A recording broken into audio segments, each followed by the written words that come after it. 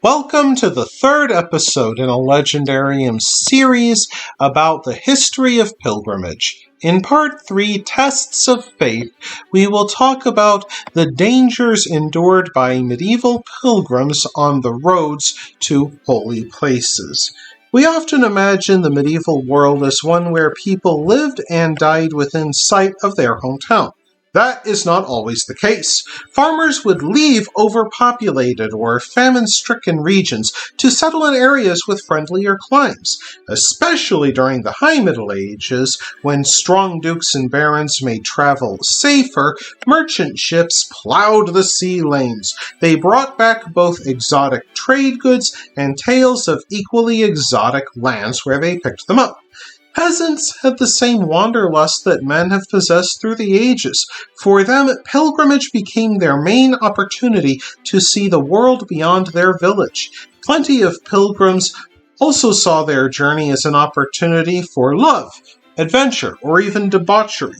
Perhaps with that in mind, during the early Middle Ages, an aspiring pilgrim needed permission from their family and the local bishop to go on pilgrimage, to restore their faith, atone for sins, or be cured of an illness. They then received the bishop's blessing, a pilgrim's staff, and a scrip, a certificate used in lieu of payment along the way. This was especially important since most peasants did not have enough cash on hand to support themselves for the entire journey. Some received a gray hat marked with a cross, a donkey to carry their goods, and grew their beard out. Some dressed wholly in white or walked barefoot.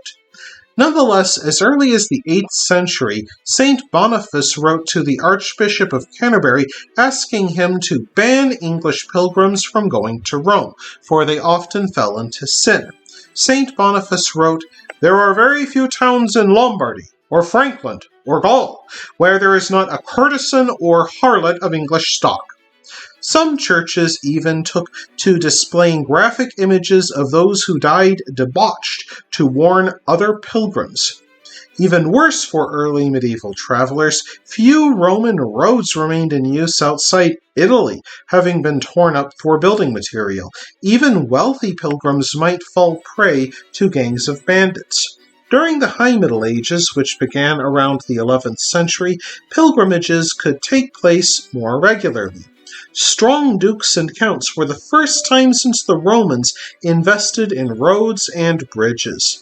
When pilgrims came to a bridge, they had to pay a toll, not to a troll, as often happens in fairy tales, but to a lord's fort, ranging from a timber post to a palisade. However, the pilgrims paid reduced rates, and the money was used by the lords to build more roads, and thus raise more money.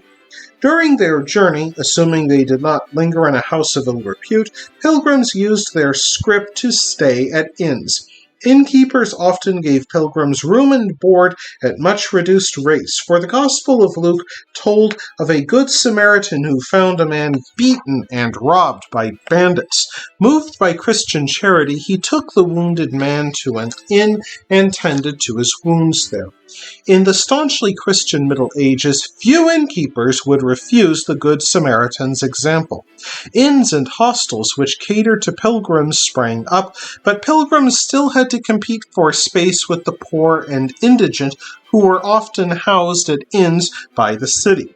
Local outlaws often gathered by road junctions and hostels during saints' feast days when there would be many pilgrims to prey upon. This forced them to travel in great numbers. Yet free from the constraints of their home village, some pilgrims sank into drunkenness and womanizing. Some even parodied their supposedly spiritual quest by wearing badges which resembled private parts. During the heady days of the 12th century Renaissance, monasteries also grew increasingly wealthy from donations made by guilt-ridden knights who were really bad about keeping commandments, especially the one against killing. As such, the monasteries boasted vast collections of saints' relics. Cluny Monastery in France boasted of possessing the ashes of St. Peter and Paul, a fragment of the true cross, a finger of St. Stephen, and a tooth of John the Baptist. Another shrine at Walsingham in Norfolk included a sealed glass jar said to contain the milk of the Virgin Mary. At other shrines, people saw bones, shoes, and combs said to have once belonged to important Christian saints. The most common relics at these saints included nails and pieces of wood that the keepers of the shrine claimed came from the cross used to crucify Jesus. When people arrived at the shrine, they paid money to be allowed to look at these holy relics. In some cases, the keepers allowed the pilgrims to touch and even kiss them. The keeper of the shrine also gifted the pilgrim a metal badge that had been stamped with the symbol of the shrine. Pilgrims fixed these badges to their hats so that people would know they had visited the shrine. Indeed, the church advised people to go on pilgrimage at least once in their lives, as they believed it was good for the soul and church coffers. Canterbury Cathedral alone made £1,000 a year from pilgrims. Many came to see the skull of the martyred St. Thomas Becket, still split down the middle by goons in the service of King Henry II. Some purchased small medals with the likeness of the saint, which they rubbed against Becket's tomb in the belief these would then become holy talismans that protected the wearer from evil. Canterbury Cathedral also had many other relics, including some of the Virgin Mary's knitting, the clay from which God fashioned Adam, and some of the stone upon which the Lord stood before he ascended into heaven. Nonetheless, some pilgrims wanted something more to show for their effort and looted saintly shrines shamelessly. Some gathered up floor dust from the shrine as a highly desirable possession.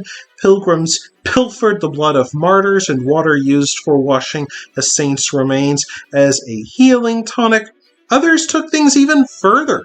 Hugh of Lincoln, for example, is said to have chewed off a piece of Mary Magdalene's arm on his visit to the French monastery of Fécamp, while the guardian monks wailed, for shame, but that did not stop Hugh of Lincoln. That wraps things up for this episode of The Legendarium. I hope you enjoyed it.